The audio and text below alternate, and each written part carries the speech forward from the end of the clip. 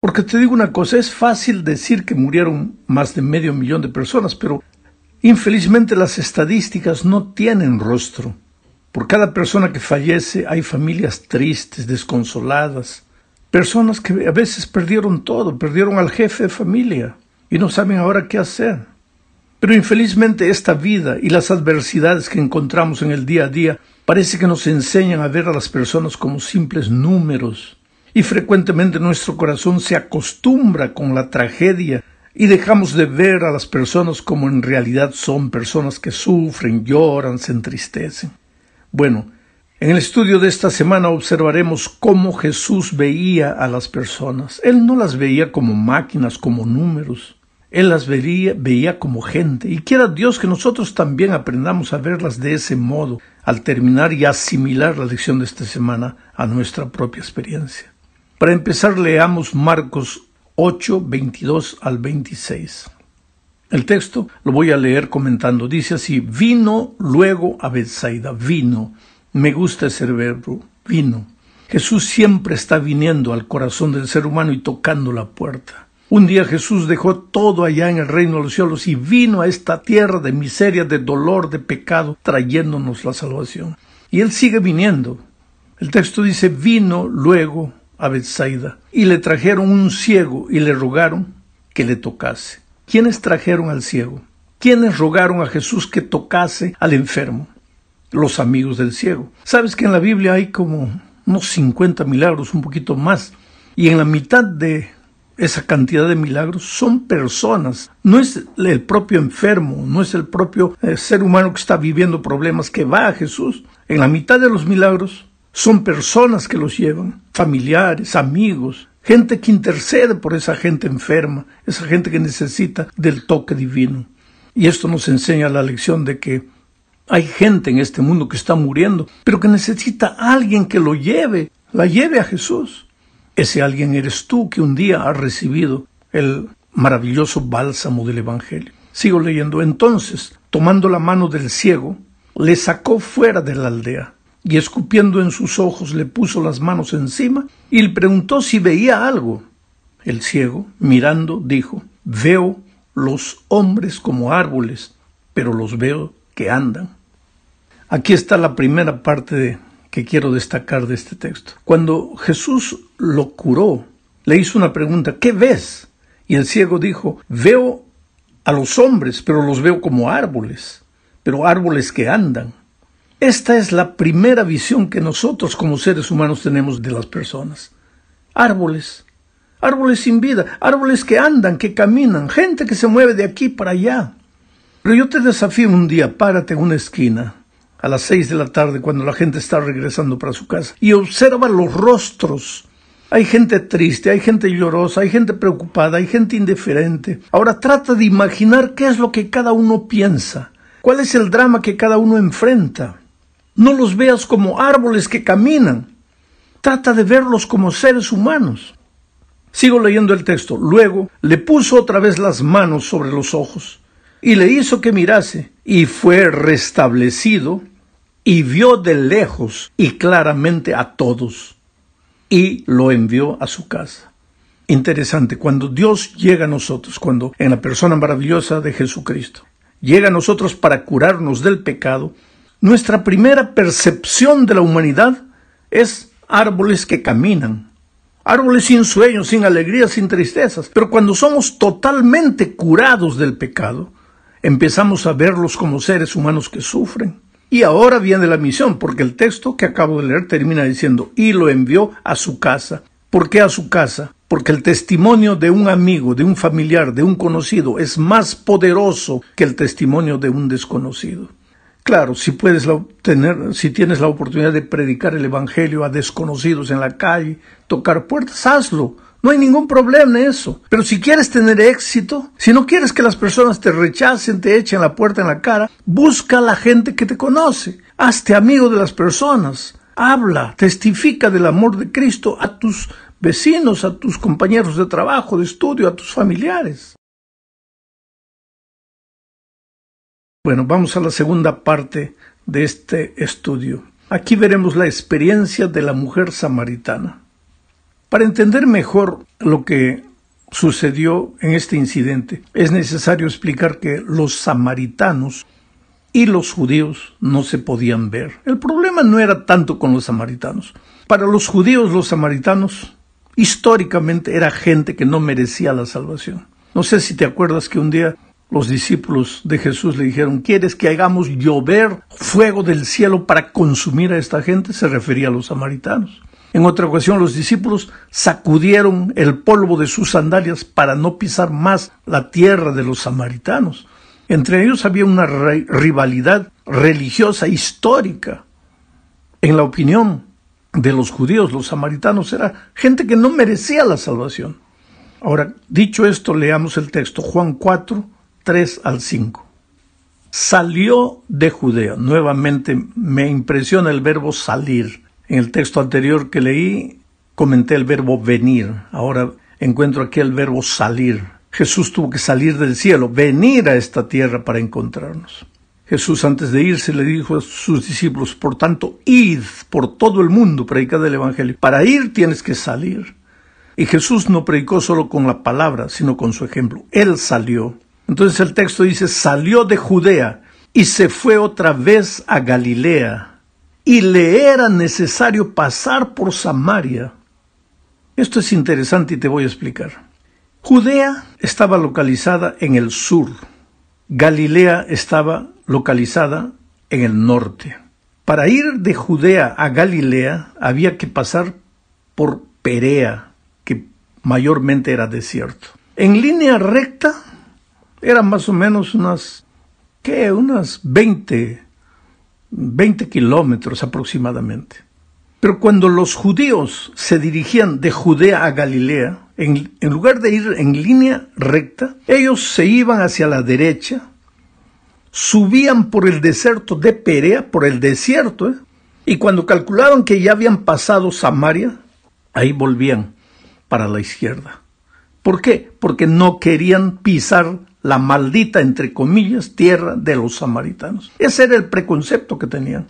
Entonces un día Jesús decidió ir de Judea para Galilea. Y los discípulos se extrañaron. ¿Por qué no hace lo que todo judío hace? Porque no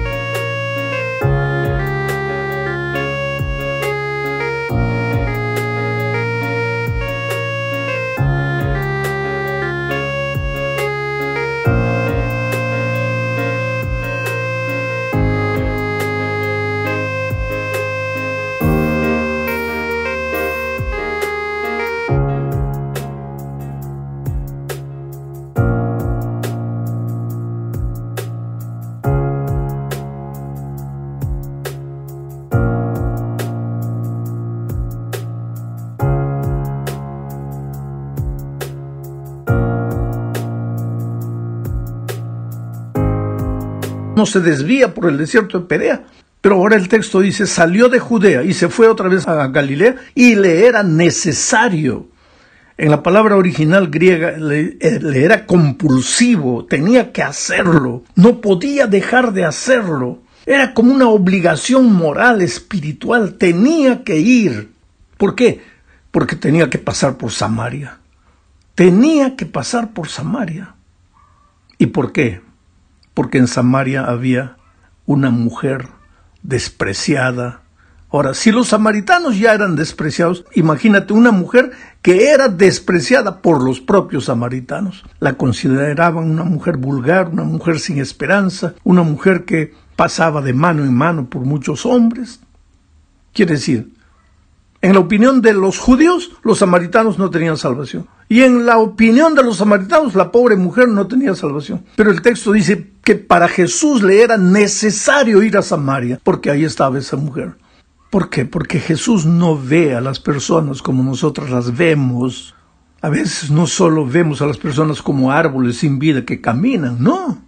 A veces las vemos condenadas. Nosotros las condenamos a la muerte. No, para ese ya no hay salvación. No, ese ya se fue demasiado. No, ya no vale la pena más orar por ese, porque para ese ya no hay perdón. Oh, querido, bendito Dios, que nuestra salvación no depende de la opinión de los seres humanos. No depende nuestra salvación, ni siquiera de nuestra propia opinión. Porque yo siempre digo que si nosotros tuviésemos que juzgarnos, nos colgaríamos de un madero, porque nuestra propia opinión no merecemos vivir, porque nadie nos conoce mejor que nosotros. Y sin embargo, Jesús jamás vio a alguien condenado. Él te encuentra en la vida como piedra bruta, pero no te ve como piedra bruta, sino como el diamante precioso que llegarás a ser un día, transformado por su amor. ¿Cómo quisiera yo tener esa visión? De mirar a las personas en la más extrema situación, pero verlas como lo que pueden ser, transformadas por el amor de Jesús. Vamos a la tercera parte. En la tercera parte de este estudio veremos el manual divino de la testificación. Me refiero a la propia Escritura. Nosotros a veces buscamos manuales escritos por hombres de cómo testificar, cómo ganar a un amigo para Cristo, cómo llevar a un pariente para Cristo. Pero la Biblia es el mejor manual. Vamos a leer Juan 1, 35 al 42 y voy a ir comentando. Dice, el siguiente día, me gusta esa frase, el siguiente día. Siempre hay un día siguiente. Si no has hecho lo que deberías hacer hasta hoy, hay un siguiente día para que hagas las cosas como deben ser. Si no has testificado todavía, hay un siguiente día para que testifiques. Si no les has hablado del amor de Cristo a tus amigos, a tus familiares, hay un siguiente día para que lo hagas. Al siguiente día, dice, otra vez estaba Juan y 2 de sus discípulos, y mirando a Jesús que andaba por ahí, Juan dijo, he aquí el Cordero de Dios. Le oyeron hablar los discípulos y siguieron a Jesús. Esto es interesante. Juan tenía que predicarles el Evangelio a sus discípulos. Y cuando vio a Jesús, no les habló de doctrina, no les habló de teoría, simplemente les apuntó a Jesús y les dijo, he ahí el Cordero de Dios que quita los pecados del mundo. Y cuando Juan levantó al Cordero, ¿cuál fue el resultado? Y los discípulos siguieron a Jesús. Cuando tú te encuentras con una persona y levantas primero los conceptos doctrinarios, puedes creer que vas a tener poco éxito en la comunicación del Evangelio. Pero si levantas al Cordero, a Jesucristo, ¿qué es lo que Jesús dijo? Si fuera yo levantado, a muchos atraeré a mí mismo. Entonces levanta al Cordero y verás.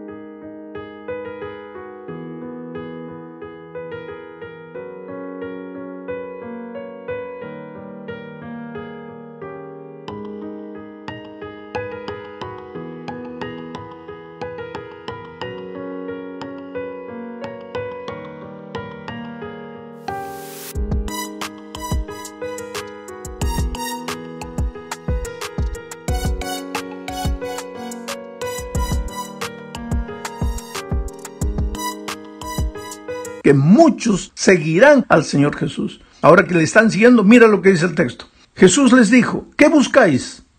Ellos le dijeron, Rabí, que traducido es maestro, ¿dónde moras? Una vez que las personas están siguiendo a Jesús, ahora vienen las inquietudes doctrinarias en el corazón del que sigue a Jesús. ¿Dónde vives? ¿Dónde moras? ¿Qué día quieres que guardemos? ¿Dónde quieres que nos congregamos? ¿Cómo quieres que te sirvamos? ¿Cómo quieres que te adoremos? Ahora viene el lugar de la enseñanza doctrinaria. Una vez que la persona le ha entregado el corazón a Jesucristo, ahora puedes enseñarle todo lo que la palabra de Dios dice. Entonces, sigo leyendo el texto. Les dijo, venid y ved. Fueron y vieron dónde moraba y se quedaron con él aquel día. Estaría forzando yo el texto bíblico si dijese, y permanecieron con él para siempre. Aquí está el secreto de la conservación. Mucha gente dice, ¿por qué la gente viene a la iglesia, se bautiza y pues se va? Es que vino atraído por cualquier cosa, pero menos por Jesús, porque cuando las personas se enamoran de Jesús, le entregan la vida a Jesús, siguen a Jesús, después reciben la enseñanza doctrinaria, es seguro que se van a quedar con él para siempre. Sigo leyendo el texto, porque era como la hora 10. Ahora viene la dinámica de la testificación. Andrés, hermano de Simón Pedro, era uno de los que había oído a Juan y había seguido a Jesús. Este primero halló a su hermano Simón y le dijo, hemos hallado al Mesías, que traducido es el Cristo. Uno de esos discípulos que siguió a Jesús cuando Juan levantó al Cordero de Dios fue Andrés. Ahora que Andrés se convirtió, ¿qué es lo que hizo? Buscó a alguien inmediatamente para llevarlo a Jesús. Y ese alguien no fue un extraño, fue su hermano Pedro. Pedro era su hermano y compañero de trabajo, ambos eran pescadores. Y cuando llegó a Pedro no le habló de ningún concepto doctrinario. Le dijo, hemos hallado al Mesías. Aprendió de su maestro Juan, levantó al Cordero. ¿Y qué sucedió? Lo trajo a Jesús.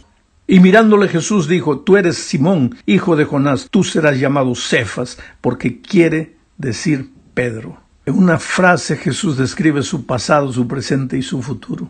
Tú eres Simón, yo sé quién eres tú. Hijo de Jonás, yo conozco tu pasado, pero tú serás llamado Pedro, yo conozco tu futuro. ¿Quién hace eso? Jesús. ¿Y cuál es tu misión? Solo llevar al pecador a los pies de Jesús. Y Jesús se encarga de hacer lo que tú ni yo podemos hacer. En la cuarta parte hablemos de cómo lidiar con personas difíciles. Te digo una cosa, mira, no existen personas difíciles. Existen comunicadores inexperientes del Evangelio. Si quieres tener éxito en la comunicación del Evangelio, necesitas saber que los seres humanos son movidos a necesidad. Habla del amor de Cristo. Ahora, Jesucristo en el Sermón de la Montaña sabía que la humanidad se mueve a necesidad y comenzó hablando, si quieres ser feliz, bienaventurado. Él dijo, bienaventurados los que quiere decir feliz, bienaventurado, feliz. ¿Quieres ser feliz? Entonces hace esto. ¿Quieres ser feliz? Haz esto. ¿Quieres ser feliz? Haz esto. ¿Acaso Jesús estaba predicando un sermón emocional? No. Él conocía al ser humano. El ser humano se mueve a necesidad. Entonces, no llegues a una persona, especialmente si es una persona desconocida, hablándole de conceptos doctrinarios. Llega hablando de Jesucristo.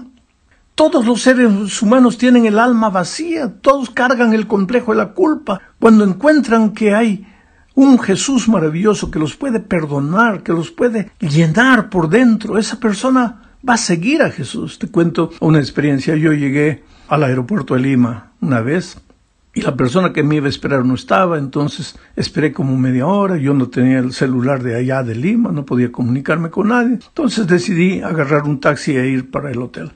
Cuando entré al taxi, el hombre me comenzó a preguntar, el chofer del taxi, el conductor, ¿quién eres? ¿De dónde vienes? ¿Qué haces? Y eso, ¿qué? Yo me di cuenta que esta persona me conocía.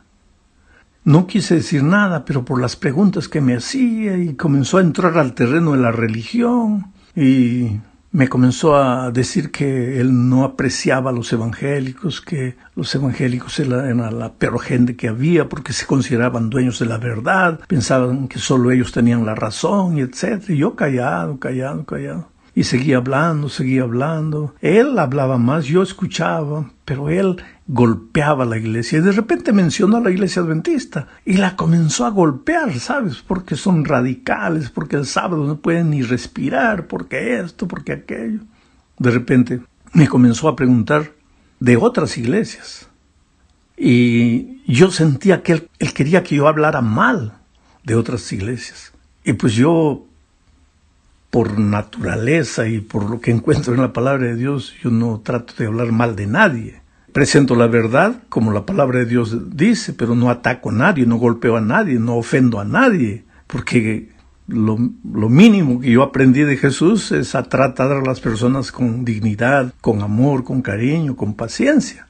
Pero esta persona me quería sacar, ¿sabe?, palabras ofensivas para otras iglesias. Y de repente yo le comencé a hablar del amor de Jesús, de la soledad del ser humano. Le dije, mira, tú como conductor de taxi debe haber momentos en que te sientes solo. A veces no tienes mucho trabajo, pero necesitas dinero. Yo creo que debes volver frustrado para la casa. Y en ese momento deberías acordarte que tienes un amigo maravilloso que Jesús conoce tu historia, conoce tu pasado. Y de repente el hombre comenzó a emocionarse. Yo le seguía hablando. Y él se emocionaba cada vez más. Y de repente me dijo, yo te conozco. Le dije, ¿quién soy? Tú eres el pastor Bullón. Tú eres el pastor de la iglesia de mi hija. Mi hija es adventista. Pero yo creo que tú eres de otra iglesia, porque mi hija solo me golpea a mí, a mi religión. Pero tú no. Tú hablas de otra manera. Tú hablas del amor de Jesús. Yo traté de provocarte para que atacases mi iglesia y tú no lo hiciste. ¿Cómo puedes ser pastor de mi hija? Ahí yo me di cuenta de una cosa. No es que esa chica, la hija de ese conductor de taxi, fuese mala. No. Era una chica sincera y con toda sinceridad conoció la verdad, conoció el mensaje, conoció la doctrina. Llegó a la casa y comenzó a atacar la religión de los papás. Y con eso solo creó un muro que ahora ya no se podía trasponer. Y yo fui hablando, cuando llegamos a la puerta del hotel, yo te digo una cosa, si hubiera habido agua ahí, yo lo hubiera bautizado, porque ese hombre estaba ya listo a entregar su vida a Jesús. Entonces, querido, yo le pedí a ese hombre el teléfono de su hija, y después llamé a la hija y le dije, mira, yo te felicito. Me contó, había conocido el Evangelio hace un año, el mensaje hace un año, el primer libro adventista que había leído, El conflicto de los siglos. Y con eso llegó a la casa y comenzó a apalear a los papás por causa de la religión. Y pues solo creó un obstáculo. Entonces le dije a ella, mira, cambia de actitud. Ama a tus papás. Respeta, ellos son sinceros en lo que creen. Le conté lo que conversé con él a lo largo del viaje. Y pues después salí del Perú, no tuve más noticias. Pero yo supongo que esa persona era tan sincera, ese conductor de taxi, tan sincero y tan bueno, que con toda seguridad lo vamos a ver en el reino de Dios. Quiere decir, hay mucha cosa que necesitamos aprender. Al final de nuestro estudio esta semana, y ya me prolongué demasiado, nos enseña la lección que debemos aprovechar cualquier oportunidad para predicar.